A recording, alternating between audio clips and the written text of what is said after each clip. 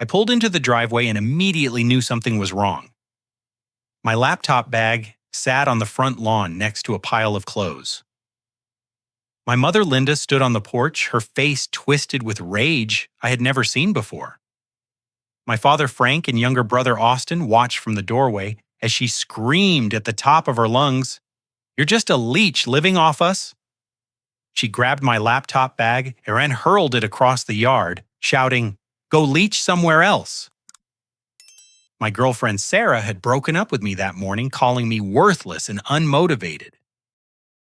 6 months earlier, everything seemed different. I'd moved back home after college to help my aging parents, thinking it would be temporary while I established my freelance software consulting business. At 32, I figured a few months with family would give me the foundation I needed while keeping my overhead low. Austin was the golden child. 28 years old, married to his college sweetheart Jessica, working at what appeared to be a prestigious downtown law firm. He drove a brand new silver BMW, lived in a beautiful suburban house with a perfectly manicured lawn, and seemed to have his entire life figured out. Every family dinner became a comparison session. "Why can't you be successful like your brother?" my mother would ask, passing Austin another helping of pot roast while barely glancing at my plate. Austin has a real job, a real career. He provides for his wife. Austin bought Jessica that beautiful diamond necklace for her birthday, my father would add, nodding approvingly. That's what a man does for the woman he loves. I worked from my childhood bedroom, the same room where I'd built my first computer at age 12. The walls still held faded posters of baseball players and science fiction movies, making me feel like a perpetual teenager despite running a legitimate business. My company Streamline Solutions created custom database systems for small businesses across Ohio and Pennsylvania. I specialized in inventory management systems that helped companies track their products more efficiently. But my family saw none of that. They saw a 32-year-old man in pajamas at 2 in the afternoon typing on a laptop.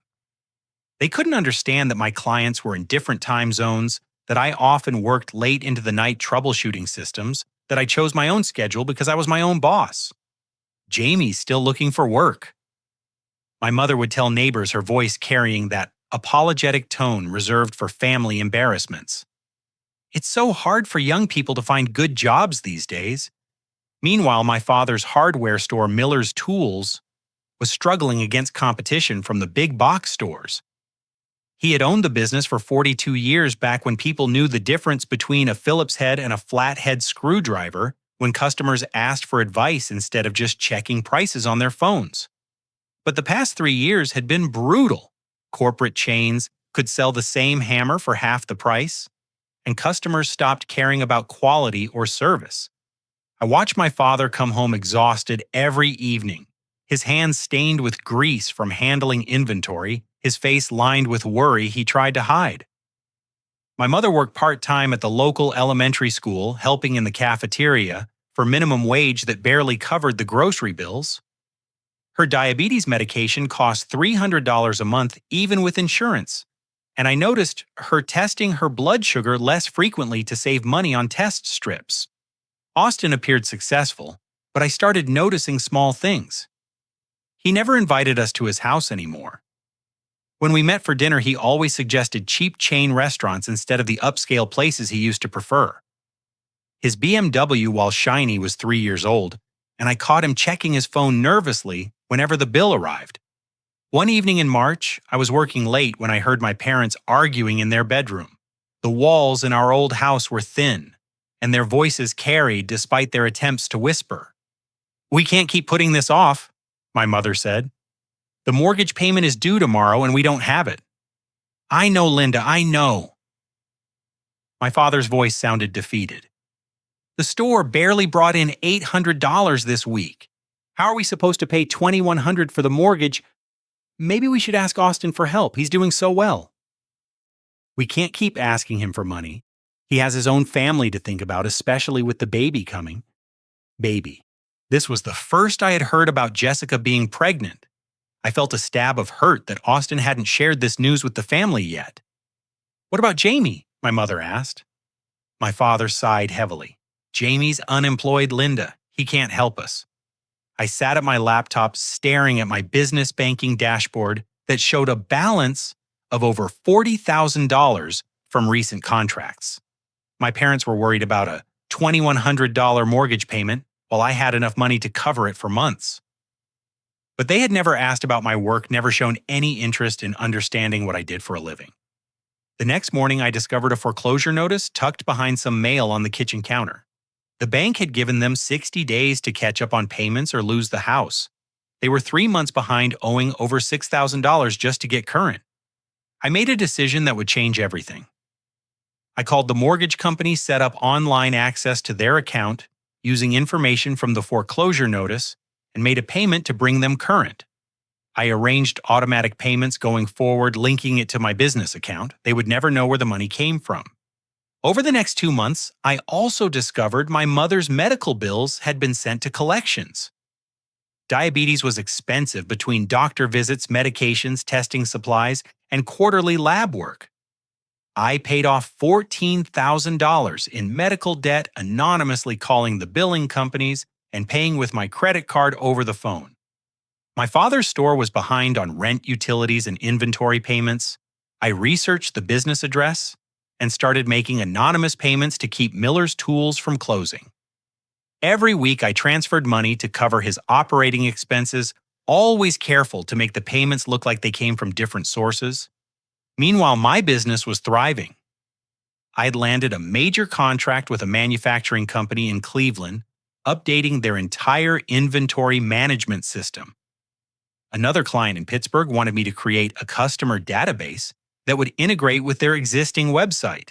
I was earning more money than I had ever imagined possible, but my family continued treating me like a failure.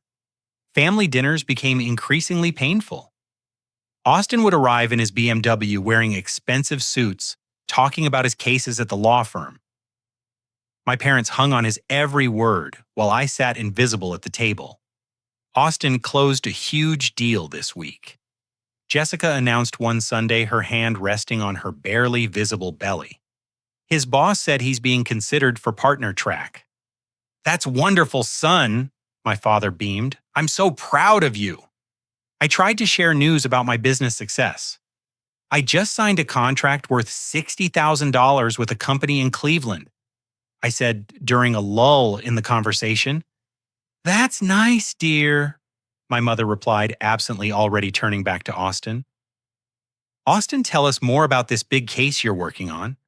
Austin launched into a detailed description of some corporate litigation that sounded impressive but meant nothing to me. I realized my family had decided I was a failure, and no amount of actual success would change their minds. They had constructed a narrative where Austin was the achiever and I was the disappointment, and they were committed to maintaining that story regardless of evidence to the contrary. The breaking point came on a Tuesday morning in early May. Sarah had been growing increasingly frustrated with my living situation. She was 29, worked as a marketing coordinator for a dental practice, and felt embarrassed introducing me to her friends as someone who lived with his parents. "I can't do this anymore, Jamie," she said over coffee at our usual cafe. "You're 32 years old and you live in your childhood bedroom. You don't have a real job, no apartment, no plan for the future. I need to be with someone who has ambition." "I do have ambition," I protested. "I run my own business. I make good money." "Sitting at your computer all day isn't a real job," she replied, unconsciously echoing my family's sentiments. "You need to grow up and join the real world." She left me sitting at the cafe, staring at my coffee and questioning everything I thought I knew about my life. My girlfriend thought I was a loser. My family thought I was a burden. Maybe they were right. I drove home in a fog of self-doubt, my mind replaying every dismissive comment, every eye roll every time someone had suggested I get a real job. When I pulled into the driveway and saw my belongings scattered across the front lawn, it felt like the final confirmation that everyone I cared about saw me as worthless. The confrontation with my mother lasted less than 5 minutes, but it felt like hours. Standing on the front porch holding a garbage bag full of my clothes, while neighbors pretended not to stare, I experienced a clarity I'd never felt before. For months, I had been secretly keeping my family financially afloat, while they treated me like a burden. The irony was almost too perfect to be real. You never contributed anything to this family. My mother continued, her voice carrying across the quiet suburban street. All you do is eat our food, use our electricity, and take up space. Austin is building a life, starting a family, making something of himself. What do you have to show for your 32 years? I looked at my father, hoping for some defense, some acknowledgement that maybe they were being too harsh. Instead, Frank just shook his head sadly, as if my departure was inevitable and long overdue. "Your mother's right, son," he said quietly. "It's time you learned to stand on your own 2 feet." Austin stood behind them, saying nothing. The golden child didn't need to speak. His presence alone was enough to highlight my failures. I loaded my car in silence, placing my laptop carefully in the passenger seat, throwing clothes and personal items into the back. The only words I spoke were goodbye, and even that felt like more than they deserved. I drove straight to Valley View Apartments, a modern complex downtown that I had researched weeks earlier during one of my late-night work sessions. I had enough money saved to pay 6 months' rent up front, which impressed the property manager enough to approve my application on the spot. The furnished studio apartment was small but efficient. Floor-to-ceiling windows overlooked the city center, giving me a view I had never had from my childhood bedroom. The space felt like mine in a way that my parents' house never had, even though I had lived there for over 30 years of my life. That first night, I sat on the couch with my laptop reviewing my business finances. Streamlined Solutions was more successful than my family could have imagined. The Cleveland contract was worth $60,000, but it was just one of several major projects I was managing. A manufacturing company in Pittsburgh had hired me to overhaul their entire inventory system for $85,000. A logistics firm in Columbus wanted me to create a customer management database for $40,000. My business partner Derek, who lived in Cincinnati, had been encouraging me to expand our operation. We had met in college, both computer science majors who shared a vision of helping small and medium businesses leverage technology more effectively. While I handled the technical development, Derek managed client relations and business development. "Jamie, you're wasting your talent hiding in your parents' basement," he had told me during our last video call. "We could open an office here in Cincinnati, or you could move to a real workspace in Cleveland. Stop limiting yourself because of family drama." At the time, I had defended my choice to stay home, claiming I wanted to help my aging parents. Now I realized I had been enabling their financial irresponsibility while sacrificing my own growth and happiness. I pulled up my online banking dashboard and stared at the automatic payment schedule I had created for my parents' bills. Every month, $2,100 went to their mortgage company. $300 covered my mother's diabetes medication. The hardware store's rent, $800 monthly, was automatically paid from my account. Utilities, credit card minimums, property taxes. I had been covering everything while they called me a leech. My phone buzzed with a text from Derek. "How did the family dinner go?" "Did you tell them about the Pittsburgh contract?" I typed back, "They kicked me out. I'm never going back." My phone rang immediately. Derek's voice was concerned but not surprised. "What happened?" I explained the confrontation, the packed bags, my mother's words about being a leech. Derek listened without interrupting, letting me vent my frustration and hurt. "I hate to say this, but maybe it's for the best," he said finally. "Your family has been holding you back for months. You're one of the most talented developers I know, but you've been hiding your success because you're afraid of making them feel bad about themselves." "I wasn't hiding it," I protested. "They just never asked." "Jamie, you make more money than most people with corporate jobs. You choose your own schedule. You work with interesting clients on challenging projects. You have everything most people want in a career, but you've been acting like you should be ashamed of it." Derek was right. I had internalized my family's dismissive attitude toward my work, treating my business like a hobby instead of the successful enterprise it actually was. I had been making myself small to fit their narrative of who I was supposed to be. That night, I made a series of decisions that would define my future. First, I called the mortgage company and canceled the automatic payments to my parents' account. The customer service representative confirmed that no further payments would be processed, and I deleted their account information from my system. Next, I contacted my mother's pharmacy and medical providers, removing my credit card from their payment systems. If my family wanted to treat me like a burden, they could handle their own financial responsibilities. Finally, I called the landlord for my father's hardware store and canceled the automatic rent payments that had kept Miller's Tools operating for the past 4 months. As I made each call, I felt a mixture of liberation and guilt. These people had raised me, fed me, housed me for over 3 decades. But they had also belittled my achievements, ignored my contributions, and ultimately thrown me out of their home like unwanted garbage. My phone buzzed with several missed calls from numbers I didn't recognize, probably bill collectors who would start calling my parents within days. I turned off my phone and went to sleep in my own apartment, in my own bed, for the first time in 6 months. The next morning, I woke up without my mother asking when I was going to get a real job, without my father sighing dramatically about unsuccessful children, without Austin's perfect life being held up as an example of everything I wasn't. The silence was beautiful. I spent the day setting up my new home office, arranging my dual monitor setup by the window, organizing my project files, and returning calls from potential clients.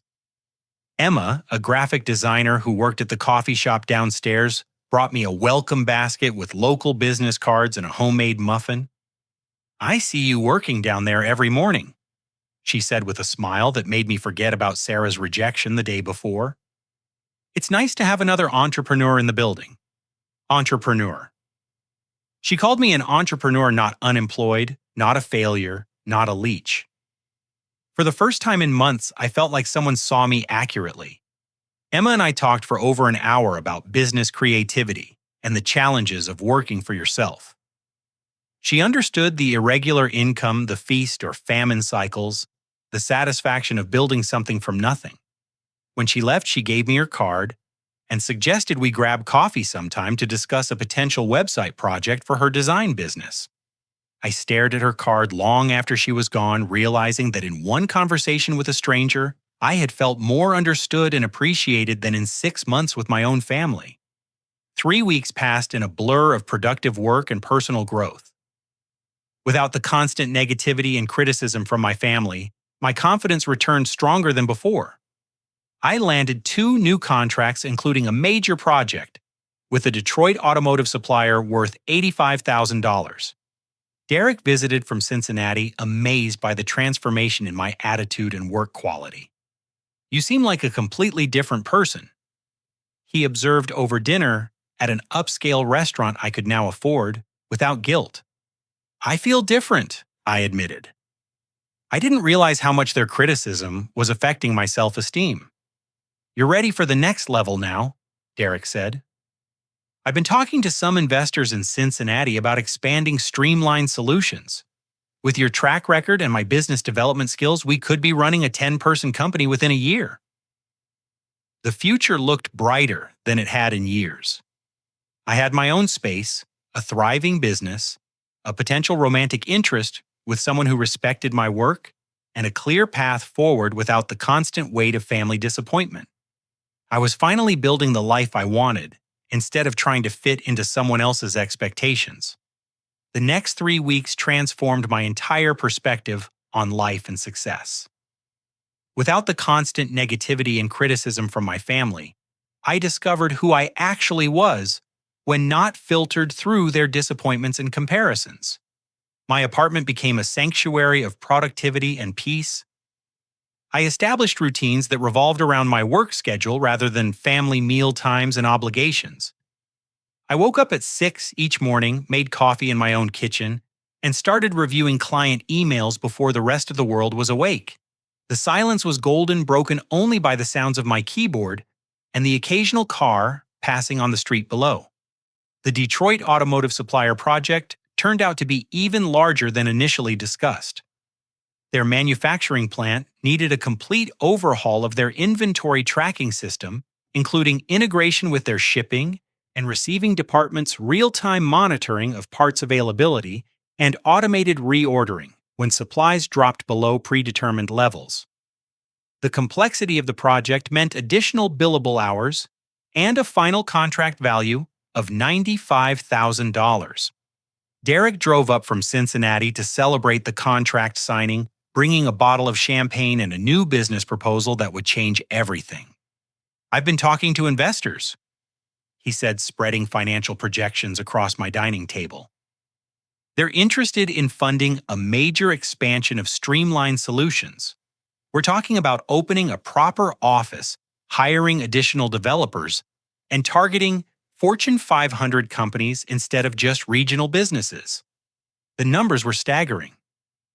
With proper funding and marketing, we could potentially generate over $1 million in revenue within 18 months. I would go from working alone in my apartment to managing a team of specialists handling projects that could transform entire industries. "The only catch," Derek continued, "is that they want to see our track record with larger clients first. The Detroit contract is perfect timing. If we can deliver this project on time and under budget, the investors are ready to commit." I felt a thrill of excitement that had nothing to do with family approval or external validation. This was about building something meaningful, creating solutions that would help businesses operate more efficiently, employing other talented people who shared my vision. Emma and I had been spending more time together, starting with coffee meetings, to discuss her website project and evolving into longer conversations about entrepreneurship, creativity, and the challenges of building a business from scratch. She understood the irregular income cycles, the late-night work sessions, and the satisfaction that came from solving complex problems for appreciative clients. "You light up when you talk about your work," she observed one evening as we shared dinner at a small Italian restaurant near my apartment. "It's refreshing to meet someone who's genuinely passionate about what they do." Her graphic design business was thriving with clients ranging from local restaurants to regional nonprofits who needed professional branding and marketing materials. She had faced many of the same challenges I experienced starting Streamline Solutions, including well-meaning family members who suggested she get a stable job with benefits and regular hours. "My parents still ask when I'm going to apply for positions at advertising agencies." She laughed. "They can't understand that I make more money running my own business than I ever would working for someone else." I realized how much I had missed having someone who understood the entrepreneurial mindset. Sarah had never grasped the flexibility and financial potential of freelance work, always comparing my situation to traditional employment. Emma celebrated my successes and offered practical advice during challenging projects, treating my business as legitimate and impressive rather than a consolation prize for unemployment. Meanwhile, unbeknownst to me, my family's financial situation was deteriorating rapidly without my secret support. The foreclosure process had resumed when my automatic mortgage payments stopped giving my parents 30 days to either catch up on payments or lose their home. My father's hardware store was facing eviction for non-payment of rent, and my mother's diabetes medication had become unaffordable again. Austin's marriage was also unraveling under financial pressure. Jessica had discovered his hidden credit card debt, including $23,000 charged to cards she didn't know existed. His position at the law firm was less secure than he had portrayed to the family, and his BMW was actually leased with payments he could barely afford. But I knew none of this because I had turned off my phone after the first few days of missed calls and was focusing entirely on building my new life. Emma had suggested I get a new phone number to make the separation from family drama complete, and I was seriously considering it. Derek and I spent hours each day refining our business plan and preparing for the investor meetings. We identified potential office locations in both Cincinnati and Cleveland, researched the talent pool for hiring additional developers, and created detailed timelines for scaling operations over the next 2 years. The beauty of this expansion, Derek explained, is that you'll finally get the recognition you deserve. Instead of hiding your success from family members who don't appreciate it, you'll be featured in business publications, speaking at conferences, maybe even teaching workshops at universities. The idea of being recognized as an expert in my field of having my work validated by peers and industry leaders was incredibly appealing after years of being dismissed as unemployed by my own family. I had also started dating Emma seriously, which felt like a natural progression from our business collaboration to personal connection. She appreciated my ambition and supported my goals without trying to change my career path or living situation. When she stayed overnight at my apartment, she brought her own work, and we spent comfortable evenings working side by side, occasionally discussing our respective projects or sharing ideas for improving our businesses. Have you thought about what you'll do if your family tries to contact you again? Emma asked one evening as we reviewed her website mock-ups. They won't, I replied confidently. They made it clear that I was unwanted. I'm sure they're happier without me bothering them. Derek had suggested I consider relocating permanently to Cincinnati, where the business opportunities were more abundant and the cost of living was significantly lower. I could afford a much larger apartment potentially, even buy a house, and still have lower monthly expenses than my current situation. Cincinnati has a growing tech sector, he argued during one of our planning sessions. You'd have access to better networking opportunities, potential partnerships with larger companies, and a more diverse client base. Plus, you'd be starting fresh in a city where no one knows about your family drama. The idea was tempting. I could imagine myself in a new city surrounded by ambitious entrepreneurs and successful business owners building streamlined solutions into the kind of company that would make headlines in industry publications. Emma was considering expanding her graphic design business as well, and Cincinnati offered opportunities for both of us to grow professionally while exploring our personal relationship. My days became filled with client calls, project development, business planning meetings, and quality time with someone who actually appreciated my achievements. I was earning more money than I had ever imagined possible while doing work that challenged and satisfied me intellectually. For the first time in years, I felt genuinely happy and optimistic about my future. The pain of my family's rejection was fading, replaced by excitement about new opportunities and relationships built on respect and mutual support. I had no idea that while I was building my new life, my parents were facing the complete collapse of everything they had worked for over 4 decades, and that my brother's carefully constructed facade of success was crumbling in spectacular fashion. The phone call that would change everything was still 3 days away. At exactly 6:02 on a Wednesday morning, my phone shattered the peaceful silence of my apartment with a ringtone I hadn't heard in weeks. Frank Miller was calling, and something in my gut told me this wasn't a casual check-in.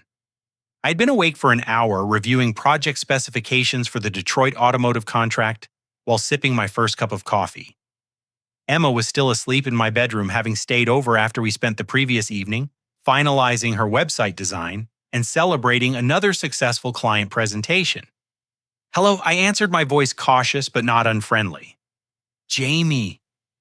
My father's voice was barely recognizable, shaking with panic and desperation.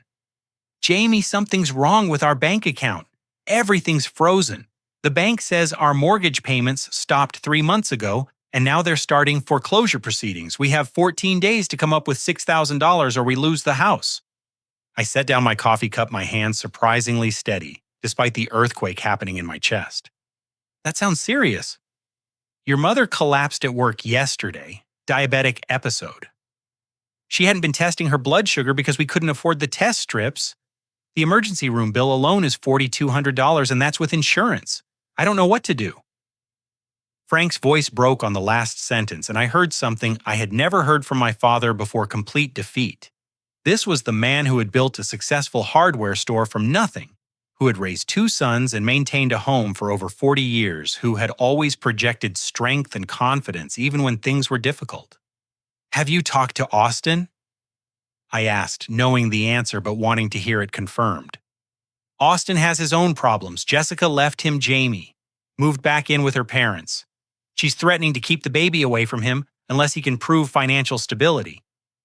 Turns out he's been lying to us about his success for months, maybe years. My father paused, and I could hear him struggling to breathe normally. The hardware store is closing, son. The landlord gave me final notice yesterday. 42 years in business, and I'm losing everything. Your mother's in the hospital. Austin's marriage is falling apart, and I just found out that someone's been making our mortgage payments for months without us knowing. The bank says the payments just stopped 3 weeks ago. 3 weeks ago. Exactly when I had canceled the automatic payments after they threw me out. I don't understand how we survived this long, Frank continued. The store hasn't turned a profit in over a year, but somehow our bills kept getting paid.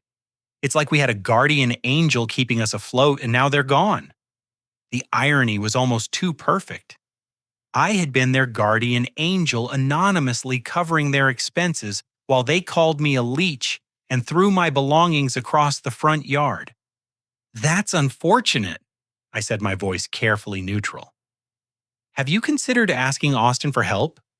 Jamie, I just told you. Austin's broke. His law firm fired him for some kind of financial irregularities. I don't understand all the details, but it sounds like he might be facing criminal charges. Jessica found out he'd been hiding credit card debt and lying about his income for their entire marriage. This was new information. Austin facing criminal charges suggested something much more serious than simple overspending. What kind of financial irregularities? Frank's voice dropped to a whisper. He took money from client accounts to pay personal expenses. The firm discovered it during a routine audit. He owes them over $30,000 in restitution, or they're pressing charges for embezzlement. I felt a cold satisfaction settle in my stomach. The golden child, the perfect son who could do no wrong, was a thief. While my parents were praising his success and criticizing my choices, Austin was stealing money from clients to maintain his facade of prosperity. I'm sorry to hear that, I lied smoothly. But I'm not sure why you're calling me about this. Because you're my son, Frank said desperately. Because despite everything that's happened, you're family. I know we haven't always been fair to you. I know your mother said some terrible things when you left. But you're all we have left. I thought I was just a leech living off you. The words hung in the air like a physical weight. Frank was silent for several long seconds.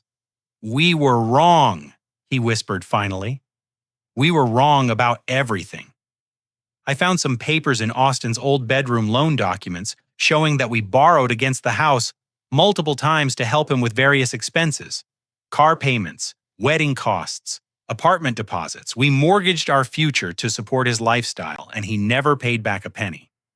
Meanwhile, you kept calling me a failure for working from home. Yes, Frank admitted, his voice breaking completely now. Yes, we did. And we were wrong. We were so wrong about you, Jamie. I don't know how to fix this, but I'm begging you to help us. Your mother might lose her foot if her diabetes isn't properly managed. The house has been in our family for 37 years. Austin's baby will be born in 3 months to parents who won't even speak to each other. I closed my eyes and pictured my mother in the hospital bed, my father standing in his empty hardware store for the last time, Austin sitting in a jail cell wearing an orange jumpsuit. The family that had dismissed me as worthless was completely destroyed without my financial support. I'll think about it, I said finally. Jamie, we don't have time to think. The foreclosure hearing is in 11 days. Austin's restitution payment is due in 2 weeks or he goes to prison. Your mother needs medication that costs $300 a month, and our insurance has been canceled because I couldn't make the premium payments. I said I'll think about it. Please, son, please. I know we don't deserve your help after how we treated you, but we're family. We raised you, we love you, we just didn't understand. I hung up the phone. Emma appeared in the doorway wearing one of my t-shirts, her hair tousled from sleep. Everything okay? I heard you talking. Family drama, I said, putting the phone face down on the coffee table. Nothing I can't handle. But as the day progressed, my phone kept ringing. Frank called 17 more times, each voicemail more desperate than the last. Austin called 6 times, his voice alternating between arrogance and panic as he explained his legal troubles and begged for financial assistance. The final call came from my mother speaking from her hospital bed in a voice so weak and broken that I almost didn't recognize it. "Jamie, sweetheart, it's Mom. I know I said terrible things to you, and I know you have every right to hate me. But I'm scared, honey. I'm really scared. The doctors say my diabetes is out of control because I've been rationing my medication and testing supplies. Your father is trying to be strong, but I can see him breaking down more every day. Austin came to see me this morning, and he looks like he's aged 10 years in the past month." She paused, and I could hear medical equipment beeping in the background. "I found out about the mortgage payments, Jamie. I found out that someone was keeping us afloat financially for months, and those payments stopped right after we threw you out. I don't know if it was you, but if it was, I understand why you stopped helping. We treated you terribly, and you don't owe us anything." Another pause longer this time. "But you're my son, and I love you, and I'm asking for your forgiveness. Not your money, just your forgiveness. I'm asking for a chance to show you that we can do better, that we can appreciate what an incredible man you've become, despite our failure to support you." The voicemail ended, and I stared at my phone for a long time, feeling the weight of absolute power over my family's future. Derek called that afternoon with news about the investor meeting. But I could barely focus on business plans and expansion strategies. My family was imploding spectacularly, and I was the only person who could save them. The question was whether they deserved saving. Emma found me that evening sitting on my balcony staring at the city lights and thinking about guardian angels and family loyalty and the thin line between justice and revenge. "You look like you have the weight of the world on your shoulders," she said, settling into the chair beside me. I admitted. "My family is falling apart, and apparently I'm the only one who can fix it." "Do you want to fix it?" That was the question I had been avoiding all day. Did I want to save the people who had spent months making me feel worthless and unwanted? Did I owe them anything after years of criticism and comparison? Or was this my chance to teach them exactly how much the Leech had actually been contributing to their survival? I drove to my parents' house the next morning, partly out of curiosity, and partly because I needed to see the destruction with my own eyes. The neighborhood looked exactly the same as it had 3 weeks earlier, but everything felt different when I pulled into the driveway. A bright red "For Sale" sign stood prominently in the front yard with a yellow banner across the bottom advertising "Price reduced for quick sale." The lawn, which my father had always maintained meticulously, was overgrown and dotted with dandelions.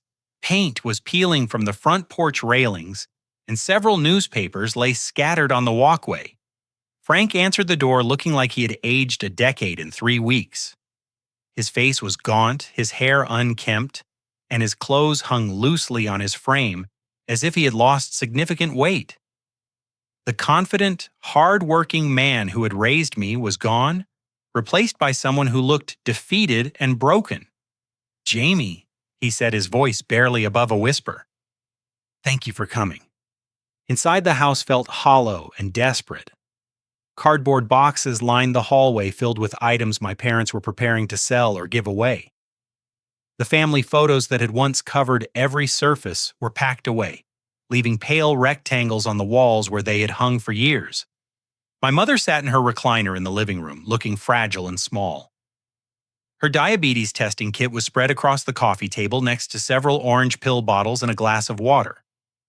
She looked up when I entered, her eyes filling with tears. "Oh, honey," she whispered, "I'm so sorry. I'm so very sorry for everything." Austin was conspicuously absent, but his BMW was gone from the driveway, where it usually sat during family visits. "Where's Austin?" I asked. Frank and Linda exchanged a look that spoke volumes about recent discoveries and shattered illusions. "He sold the BMW," Frank said quietly. Jessica filed for divorce and demanded full custody of the baby. She hired a lawyer who's arguing that Austin is financially and morally unfit to be a father because of the embezzlement charges. The embezzlement charges that you're facing because, I prompted, because I stole money from client accounts to pay credit card bills and personal expenses, Austin said from the doorway. I turned to see my brother standing there, but this wasn't the polished, successful attorney who had dominated every family gathering for years. This Austin wore wrinkled khaki pants and a faded t-shirt. His hair was unwashed, his face covered with several days of stubble, and his eyes had the hollow look of someone who had lost everything. I've been lying to everyone for over 2 years. He continued, walking into the room and sitting heavily on the couch. My position at the law firm was never as secure as I claimed. I was a junior associate with no guarantee of advancement, drowning in student loan payments and trying to maintain a lifestyle I couldn't afford. Frank shook his head sadly. We gave him $15,000 from the store's emergency fund 2 years ago for what he said was a car down payment. He promised to pay it back within 6 months. I spent it on credit card payments and wedding expenses, Austin admitted. I never intended to lie, but once I started, it got easier to keep pretending everything was fine. You and Mom were so proud of my success, and I couldn't bear to disappoint you. Linda wiped her eyes with a tissue. We mortgaged the house twice to help him with various expenses. Apartment deposits, wedding costs, furniture for his house. We thought we were investing in our successful son's future. Meanwhile, you treated me like a failure for working from home. I said, my voice steady but pointed. Yes, Austin said miserably. And the worst part is that I was jealous of you the whole time. You actually were successful, actually were building something real while I was just pretending and sinking deeper into debt. Frank pulled out a folder full of financial documents and spread them across the coffee table. Bank statements, mortgage papers, medical bills, and final notices created a paper trail of complete financial collapse. Show him the rest, Linda said quietly. Austin took a deep breath. The law firm discovered that I had taken $37,000 from client escrow accounts over 18 months to cover personal expenses. They're offering me a choice pay full restitution within 2 weeks, or they press charges for felony embezzlement. $37,000, I repeated. Where exactly do you plan to get $37,000 in 2 weeks? I don't know, Austin said, his voice breaking. I was hoping maybe you could help me. I know I have no right to ask, but you're my brother and I'm desperate. I looked around the room at my family's complete destruction. The house they were losing, the medical bills they couldn't pay, the business that was closing after 42 years, the son facing prison, the marriage that had exploded under financial pressure. Help you with what exactly? I asked. Help you avoid the consequences of stealing from clients. Help you maintain the lie that's been destroying this family for years. Frank started to speak, but I held up my hand. Let me tell you what I've learned in the past few weeks. I continued. I've learned that I make more money in 3 months than most people make in a year. I've learned that my business is successful enough to expand nationally and employ dozens of people. I've learned that other entrepreneurs respect my work and consider me an expert in my field. Austin stared at me with growing understanding and horror. I also learned that for the past 6 months, I was anonymously paying your mortgage, your medical bills, your store's rent, and your utilities. Every bill that kept this family afloat was paid with money from the Leech, who was supposedly contributing nothing. Linda gasped and covered her mouth with her hands. Frank's face went completely pale. You, Frank whispered, you were our guardian angel. I was your son trying to help his family while being told he was worthless and unsuccessful. And when you decided I was such a burden that you threw me out, I stopped subsidizing your lives. The room was completely silent except for the sound of my mother crying softly. Why, Austin asked. Why didn't you tell us? Because you never asked. Because you had already decided I was a failure, and nothing I said would change your minds. Because you were more interested in maintaining your illusions about success than understanding the reality of your situation. Emma's car pulled into the driveway, and I realized she had followed me as planned in case I needed emotional support during this confrontation. "That's my girlfriend," I said. "She's a successful graphic designer who treats me like an equal partner instead of a disappointment. She understands that entrepreneurship requires sacrifice and risk, and she respects my achievements instead of dismissing them." Emma knocked on the door, and Frank automatically went to answer it. She entered with a confident smile, shaking hands with each family member and introducing herself professionally. "Jamie's told me so much about his family," she said warmly.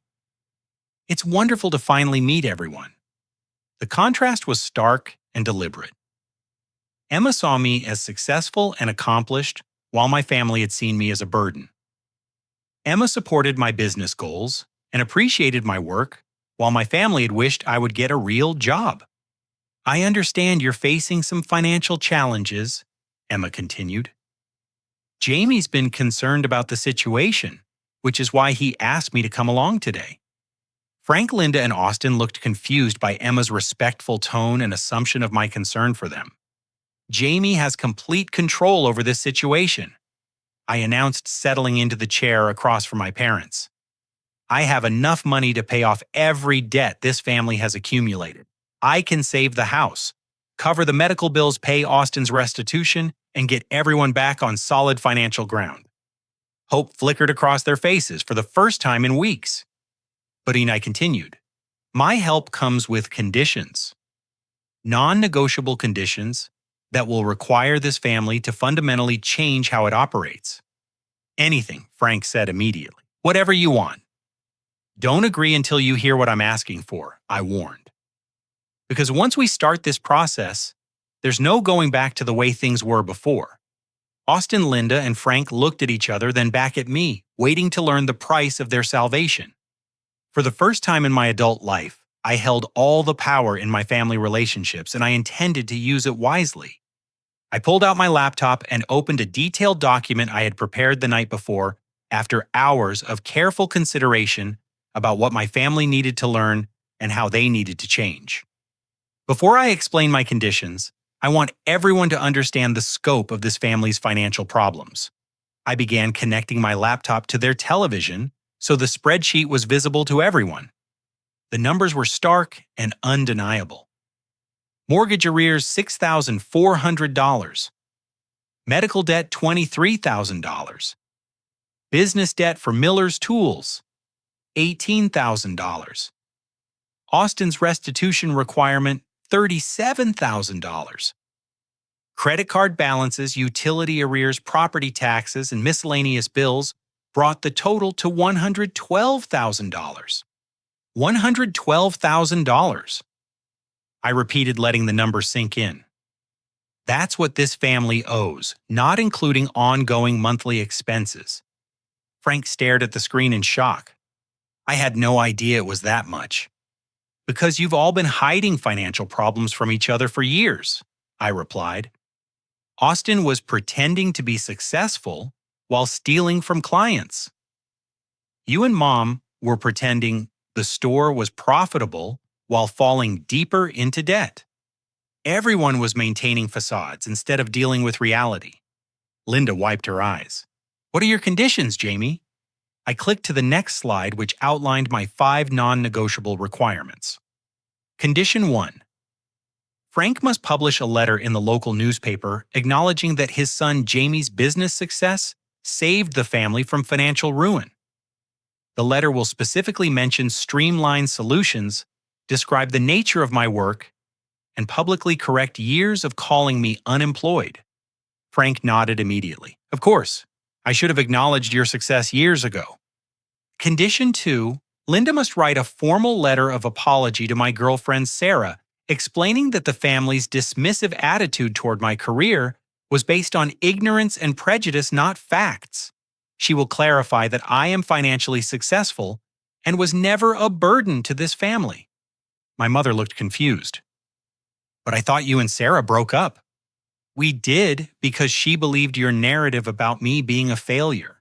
She deserves to know the truth even if it doesn't change our relationship. Linda nodded reluctantly. I'll write the letter. Condition 3. Austin will work for Streamline Solutions as an entry-level employee, earning minimum wage until he has demonstrated competence and reliability. His law license is suspended, so he needs legitimate employment that will satisfy the court's requirements for restitution payments. Austin started to protest. Jamie, I have a law degree. I shouldn't have to start at minimum wage. You have a law degree and a criminal record for embezzlement, I interrupted.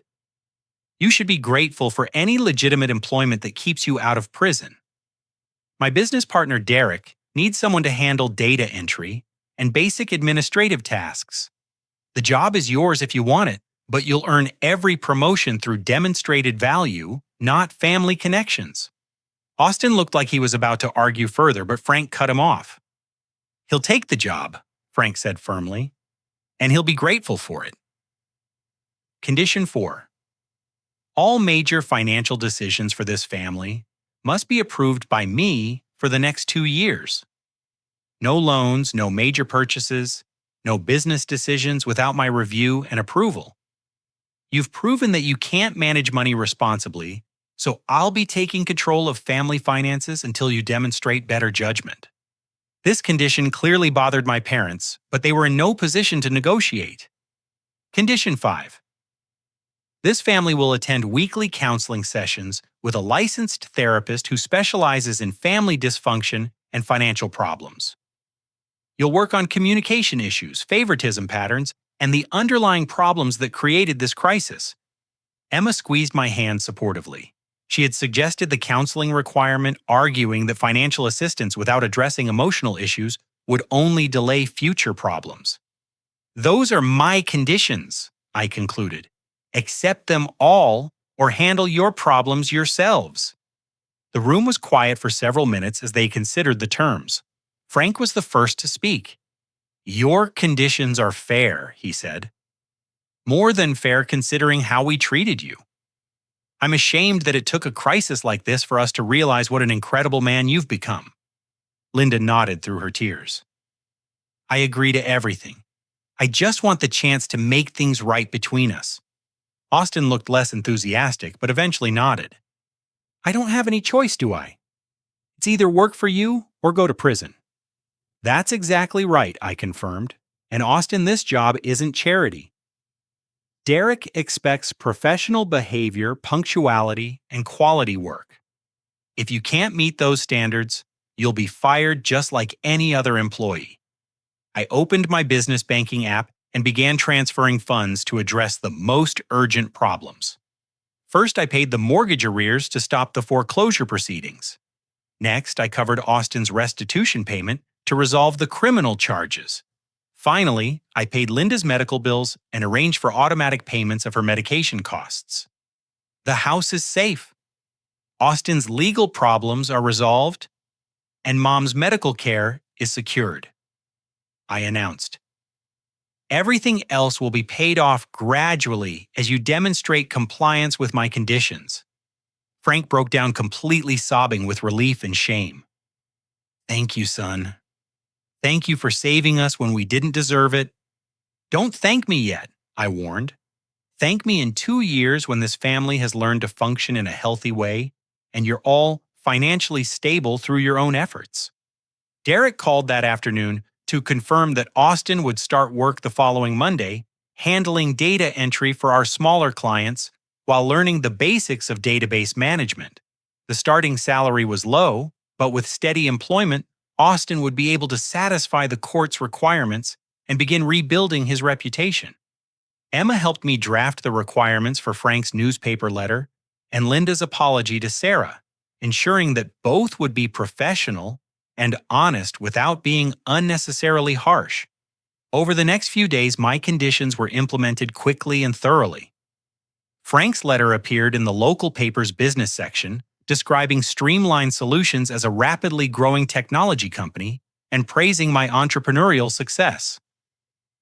Several of his former customers called to congratulate him on having such an accomplished son, which seemed to genuinely surprise and please him. Linda's letter to Sarah was more difficult to write, requiring several drafts before it accurately conveyed the family's mistake in dismissing my career success. Sarah never responded to the letter, but mutual friends told me she had seemed shocked to learn about my actual financial situation. Austin reported to work on Monday morning wearing borrowed business clothes, looking nervous but determined to prove himself. Derek later told me that Austin was punctual, eager to learn, and surprisingly humble for someone with his educational background. Dr. Patricia Reynolds, the family therapist I had selected, met with my parents and Austin for their first session on Thursday evening. According to her initial assessment, the family suffered from communication problems, unresolved favoritism issues, and a pattern of financial secrecy that had enabled years of dysfunction. "Your family has significant work ahead of them," Dr. Reynolds told me during our consultation. "But they seem genuinely motivated to change, which is encouraging." 3 weeks after my intervention, the transformation was already visible. Frank had stopped drinking alcohol, entirely started exercising regularly, and was actively looking for employment now that the store had closed. Linda's diabetes was well controlled for the first time in months, and her energy levels had improved dramatically. Austin had proven surprisingly competent at his data entry tasks and was already asking Derek for additional responsibilities. His divorce proceedings with Jessica were still ongoing, but he had maintained steady contact with her family and was optimistic about eventual custody arrangements for their baby. Most importantly, family dinners had become collaborative planning sessions where we discussed business growth, family goals, and mutual respect. The dynamic that had placed Austin on a pedestal while dismissing my achievements was completely reversed, but in a healthier way that recognized everyone's potential contributions. Emma had become a welcome addition to family gatherings, and my parents treated her with the respect they had never shown my previous relationships. They asked thoughtful questions about her graphic design business and even referred potential clients to her. "You've given them something more valuable than money," Emma observed one evening as we reviewed the progress reports from Dr. Reynolds. "You've given them a chance to rebuild their relationships based on honesty and mutual respect." I was beginning to believe that my family's crisis might actually have been the best thing that could have happened to all of us, despite the pain and struggle it had required. 6 months later, I stood in the renovated back room of what used to be Miller's Tools, now the headquarters of Streamline Solutions. The transformation was remarkable, where dusty shelves of hammers and screwdrivers once lined the walls.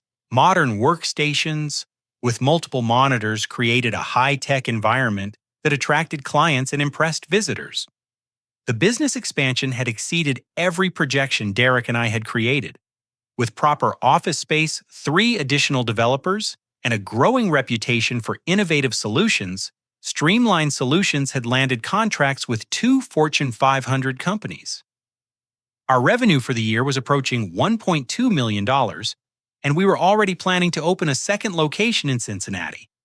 Frank had found work as a consultant for local businesses, helping them understand inventory management and supply chain logistics. His 42 years of hardware retail experience translated surprisingly well to modern business consulting, and he was earning more money than the struggling store had generated in its final years. "I should have asked you for business advice years ago," he admitted during one of our weekly check-ins. "I was too proud to admit that my son understood modern business better than I did." Linda had become Streamline Solutions Client Relations Manager, a position that utilized her natural organizational skills and friendly personality, while providing her with a steady income and excellent health insurance. Her diabetes was perfectly controlled, and she had lost 20 pounds through better diet and regular exercise. "I love being part of a growing company," she told Emma during a recent family dinner. "For the first time in my adult life, I feel like I'm building something instead of just maintaining what we already had." Austin's transformation had been the most dramatic and gratifying. After proving himself in the data entry position, Derek had promoted him to Quality Assurance Manager, where his attention to detail and legal training helped identify potential problems before they reached clients. He was earning enough money to rent a modest apartment and make regular child support payments to Jessica. "I'm actually good at this work," Austin confided during a recent project review.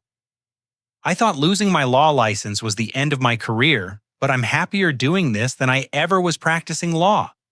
Jessica had agreed to joint custody arrangements after Austin demonstrated 6 months of employment stability and financial responsibility. Their son, James Austin Miller, named partially after me, was a healthy, cheerful baby who seemed to enjoy spending time with his father and extended family. The local newspaper had featured Streamlined Solutions in a major story about regional business innovation, highlighting our role in bringing technology jobs to the area and supporting other local businesses through our consulting services. Frank kept multiple copies of the article and showed them to anyone willing to listen. Emma and I had gotten engaged 3 months earlier with a ring that cost more than my parents' monthly mortgage payment, but represented less than a week's income from my thriving business. The wedding was planned for the following spring, and both families were actively involved in the preparations.